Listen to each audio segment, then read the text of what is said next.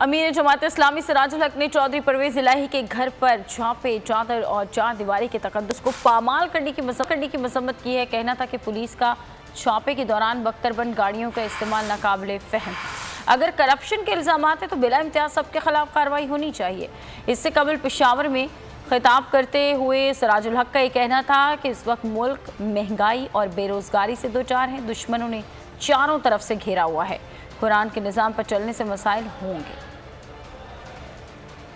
हवाए नफ्स की है हुक्मरानी, लुटेरा कर रहा है पासबानी।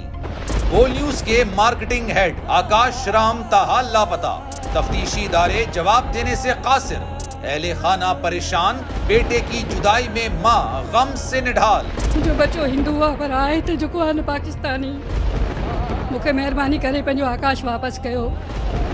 हुकूमत से बेकसूर और मुहिब्बे वतन बेटे की बाजियाबी के लिए फरियाद। आकाश राम के अगवा के खिलाफ अहले खाना की जानिब से सुप्रीम कोर्ट में दरख्वास्त दायर। सुप्रीम कोर्ट के चीफ जस्टिस उमर अता बंदियाल से आकाश राम के अहले खाना की जल्द समाअत की इस्तदा।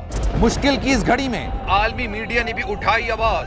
CNN, आज तक, इंडिया टुडे, टाइम्स नाउ समेत आलमी मीडिया ने आकाश राम के अगवा के खिलाफ दिया बोल का साथ। उफ क्या जुल्म है, बोल इंसाफ का मुंतजिर। सब्सक्राइब करें और बेल दबाएं ताकि कोई खबर रह न जाए।